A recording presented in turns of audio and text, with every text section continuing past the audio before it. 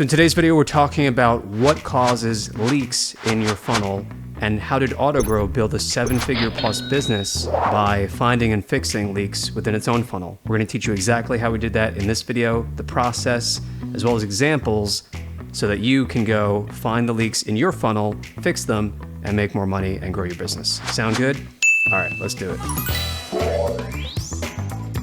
A funnel leak could be something as simple as a broken link on your website or within your email funnel. Let's say you send an email or it's an automated email follow-up sequence. You're trying to bring people back who sign up to your email list to actually purchase from you. And you say, okay, go here to sign up, go here to purchase. And they were excited. They read that email to the end.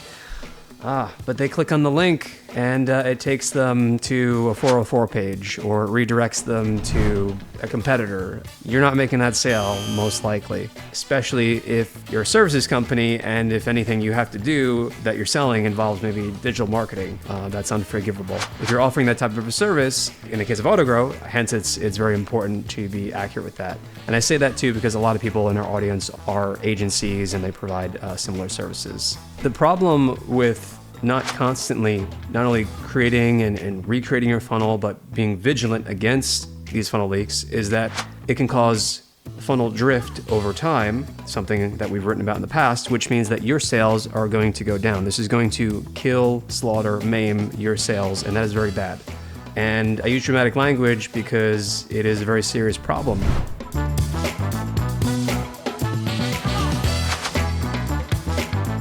First step, as you're saying, is you want to check under the hood. And what that means is you want to open up the different spreadsheets or tools that you are tracking data within.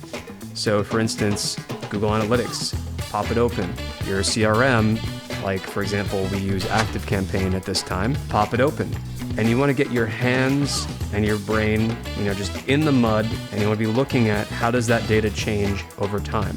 You also want to have open, your website, and within your CRM, like the emails. If you're running ads, open those up. Just look at the data. What are the numbers saying? And at the same time, you're doing a qualitative comparison to, okay, what do the ads look like? What does the creative look like? How has it changed? What has changed about the messaging? And you're piecing all of this together. You're trying to find some sort of pattern. Looking under the hood means opening up each level of your funnel from the top in terms of looking at Google Analytics. If you're bringing in traffic from content, what's happening with that traffic? Is it trending up or is it trending down? This is where your competition will just often fail and quit. And this is where it's actually very easy to win and to get ahead of your competitors, of your peers in your industry, in your market. If you can not just identify what is wrong, but you can form a hypothesis about this is wrong, molding it in this direction will help us to actually fix the problem and sales will start to plateau and then go back up. Doing that hard work is often where your competition will fail because they'll say, we need to rebrand. We need to redesign our entire website. Or they just might not have a clue. They might say, well, it's seasonal. Let's just keep pushing forward. We have to maybe have a sale or drop the price or whatever it is. In your case though, because you're learning this framework, you're going to know, no, you might need to just make some updates to patch those holes in your funnel, and that by itself will get you back to where you were and better. And then in the future too, you know that you want to just be more vigilant and proactive to understand that, a funnel, it doesn't exist in a static environment. So generally you are going to have to just maintain it and be proactive, and that's how you win. At this point, you've looked under the hood, you've looked at the data. How do you validate that? When you look at your funnel and you say, okay, well, we're not seeing people clicking on the links in an email. This appears to be the bottleneck because we have plenty of people opening the email, but they're not clicking on it. So that must be the bottleneck, right? Because they're not getting from email to sales page. Perhaps the problem is just in terms of the expectation that you might be setting further up in the funnel. For instance, what is the promise that you are making to people who join that email list, who opt into that email automation? Did you promise to deliver a course? Did you promise to deliver a specific benefit?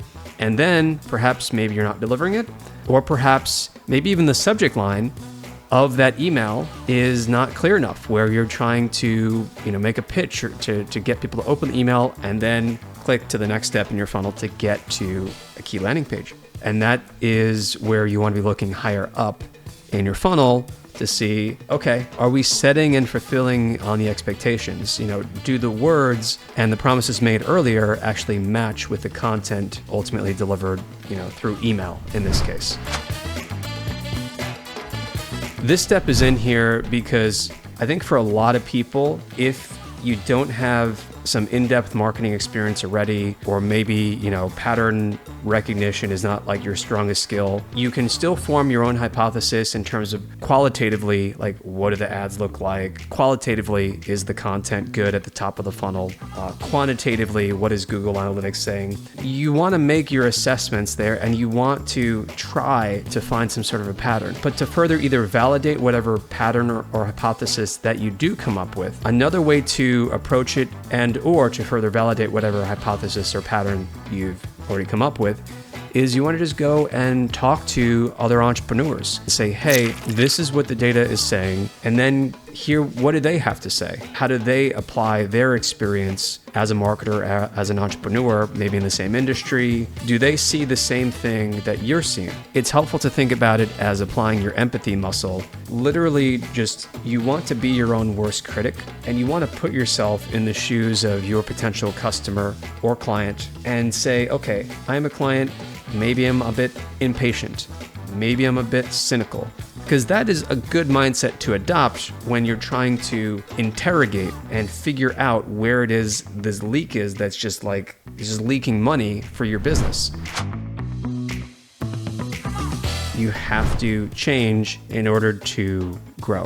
When you make a change, you're either going to be moving your funnel more into alignment and reducing or completely patching that leak, or you're going to be moving it further out of alignment, meaning the hole in the side of your funnel is going to get bigger. Obviously, that's not what you want. This is where it is really useful to not just keep in mind, but also be aware of the examples that we have talked about in the past of the 11 laws of sales funnel physics. We have a lot of case studies and data backing up each of those laws. But some of the most common ones involve value, clarity, friction, fear, and in general alignment. Let's take value, for instance. What are the reasons why people actually buy? And then after they have bought, what do they report is the reason that they are happy? Do they talk about, for example, with AutoGrow, we've been selling a lot in terms of okay, AutoGrow, it's all in one team, and you can access and delegate to your team through a simple app. But part of what we've seen, and someone brought this point up, is that a lot of the clients, they don't really mention the app so much. They love talking about, I love my AutoGrow team. I love, how I can delegate a wide variety of tasks. I like the creativity. I like the turnaround time. A lot of clients don't really mention the app. They might like the idea of it, but the app is, for whatever reason, it's not the star of the show. I think they really just love the end benefit of just being able to delegate. So to bring this back to you, the point here is that, we're testing changing that in our funnel in order to focus the expression in the copy of what the value is to be less about the app and more about, okay, it's about the people, and it's about the skill sets, and it's about the quality and the speed of deliverables, and it's going to be less about the app. I can't tell you how much I personally have learned as a marketer examining whether it's AutoGrow's funnel or in the past client funnels or just reading and learning about case studies. Just really getting into the weeds is often where the gold is hidden. The data is just not going to come to you. It's not going to leap off the page. You're not going to go into your CRM, ActiveCampaign, MailChimp, whatever, and the data is just going to rate, oh, hey, over here, I'm costing you money. There's no big flashing red light. You have to go and find that. And in a way, you can build that. You can build your own dashboard that helps you to identify those flashing red lights, those funnel leaks, but you have to get into the weeds. I have learned so much, for example, from going into our CRM active campaign. You want to really judge the qualitative weight and effectiveness in terms of how you weigh those factors in your mind. Speaking from recent experience, we found that one of the leaks in our funnel was coming from inconsistent quality in terms of content marketing. Once we fixed that, the result was not immediate. It's only just becoming apparent now what the result is 7 weeks later. And the result is that our traffic appears to be turning around, which is what we wanted, where we went from a state where organic traffic was dropping, and then after we started publishing better quality content, coming out with videos like this. By the way, subscribe if you are liking us, and give us feedback in the comments. Love to hear from you. Love to hear about topics and problems that you're dealing with. We can make more new videos in the future. But the leak stopped, the traffic plateaued, and now it's going back up. And this, again, didn't happen overnight. It's been 7-8 weeks at this point. Is an important caveat in this though, because a lot of businesses, oftentimes they will go through years of just kind of slogging through the market, and they won't understand exactly why it's not working out. If you're repeating this process, if you're finding the leaks, if you're taking action to fix them, if you're changing things, if you're talking to the market, listening for patterns, maybe you're not listening close enough, because maybe the issue is your product or service. It's actually easier than people think to slog through the market with a mediocre offer, with a mediocre product or mediocre service, and wonder why is my company not doing better financially? I'm doing all these tricks, I'm reading all these books about marketing, I'm reading all these blogs, but maybe you didn't know this until you came to this video. Maybe the problem is the offer, the product, the service itself. Maybe the dogs don't like the dog food that you're offering. Maybe you should change the core of it, which is the offer itself, the product or service itself. So it's like if you've done this work that we've talked about in these other 6 steps, and you've done the 7th step and you've given it some time, maybe the problem isn't your sales funnel, maybe the problem is what you're selling. Absolutely. I think a lot of entrepreneurs, potentially a lot of marketers who are working with an entrepreneur or with a company where maybe the market has shifted and the product is no longer seen as valuable or as compelling, and maybe it's trending towards something mediocre. This is something to really keep in mind. Regardless of how smart you think you are, it's useful to behave in line with this definition of intelligence, because I think you're going to make better decisions as far as where to put your time as an entrepreneur, as a marketer, and you could be making a shift to sell a better product or a better service. So if that describes you in any way, and if you would like to have a marketing team to just do it all for you, so that you can focus on your clients, on your customers, on making your product or service the best that it can be. If you are an agency, for example, and you are looking to scale, you need a resource, and you know that in order to scale, well, you got to hire more people. Well, not anymore. With AutoGrow, you pay a flat fee, and you get an all-in-one team of talented pros who you can just delegate to right through the app. 16 different skill sets: copywriting, ads, development, design, strategy, and so much more. And it's a team of human beings. So we are able to learn your brand, to adapt to your brand, and we're able to bring all the benefits that you might see with AI, as well as benefits of just being trained on a process like this, the 7 steps of finding, detecting funnel leaks. And we're able to bring that to bear for your benefit in terms of your brand or your clients. So check us out at autogrow.co. You can sign up for just $7 today.